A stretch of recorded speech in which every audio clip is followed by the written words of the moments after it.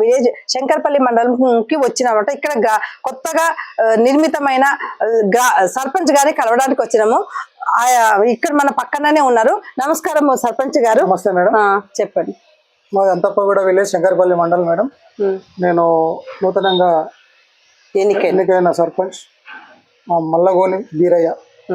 Okay madam. So Veeraiah garu ఇక్కడ సర్పంచ్ అయినారు.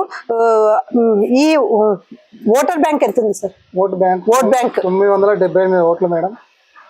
Pole అయినాయి 917 పోల్ అయినాయి.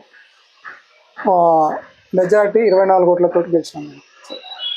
సో 24 మెజార్టీతో కాంగ్రెస్ పార్టీ తరఫు నుంచి గెలిచినారనమాట వీరప్ప గారు. వీరయ్య గారు గెలిచారనమాట. సో మీరు ఇప్పుడు అంతకు ముందు ఉన్న సర్పంచ్ కన్నా మీరు మెరుగుగా ఏం చేద్దాం అనుకుంటున్నారు? మీరు ఈ గ్రామానికి ఏమి ఇద్దాం అనుకుంటున్నారు? ఏం చేయదలుచుకున్నారు? గ్రామాభివృద్ధి చేస్తాం. ఇంతకు ముందు కూడా మేము చేసిన అనుభవం ఉంది. 2013లో సర్పంచ్గా చేసినాం. అప్పుడు ఊర్లో ఫస్ట్ వీధి దీపాలు ఉండేవి కావు.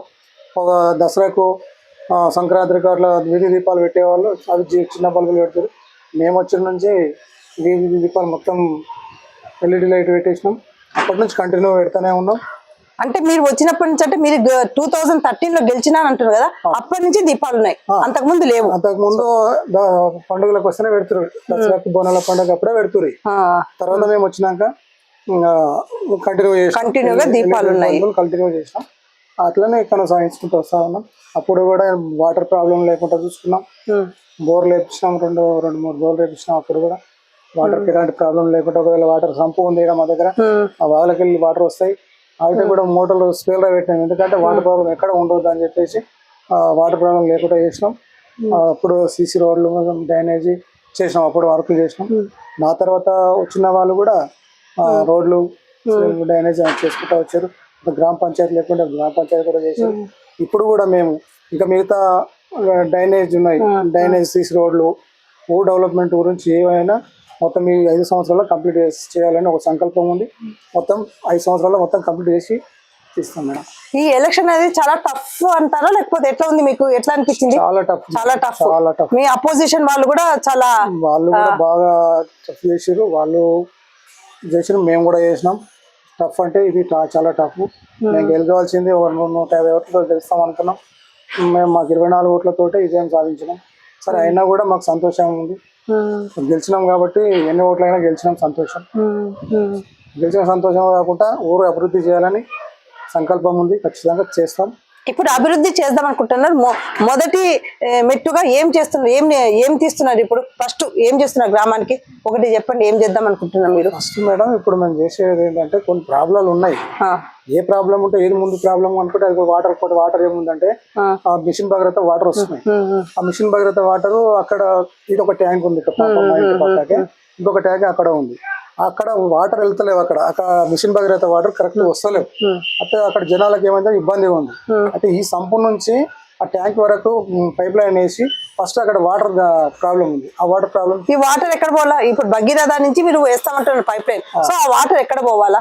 ఎవరికైనా భగీరథ వస్తలేదు. ఇప్పుడు బోర్ అక్కడ ఒక బోర్ ఉంది, స్కూల్ కాడ ఒక బోర్ వస్తాయి.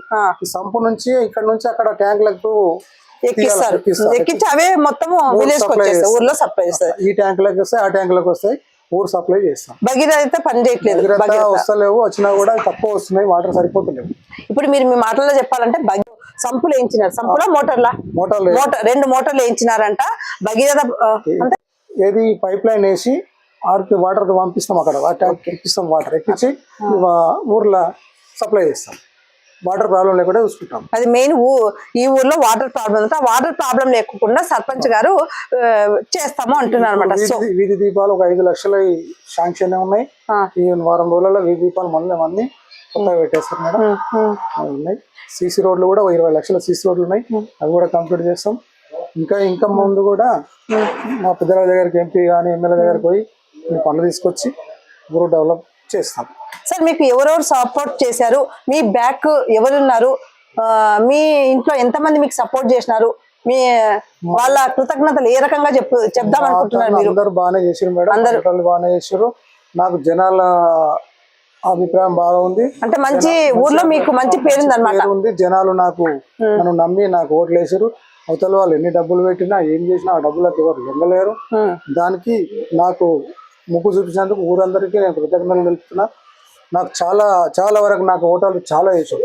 నేనెంత కష్టపడ్డానో నా ఓటర్లు కూడా అంత కష్టపడ్డాను. నేను తినకపోతే వాళ్ళు కూడా తినకుండా నిలబడి నాయం పడి అనుకోండి నన్ను గెలిపించింది మేడం.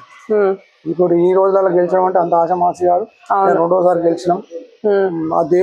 ఆ దేవుని కృప కూడా మా పైన ఉంది. మేము అన్ని విధాలా గెలిచినాం మేడం. గెలిచినందుకు సంతోషంగా ఉంది. సార్ ఏమంటున్నా అంటే నేను ప్రజలు నమ్మి నన్ను ఓటేసి నన్ను గెలిపించినందుకు ఏ టైం అయినా సరే నేను పలుకుతాను, ఏ పనులైనా నేను చేస్తాను అని ఆయన మాటల్లో వ్యక్తం చేస్తున్నారు.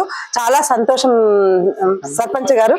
మాకు మీ అమూల్యమైన మా టైం ఇచ్చినందుకు చాలా చాలా మరి ఒక్కసారి కృతజ్ఞతలు. Thank you sir. Thank you.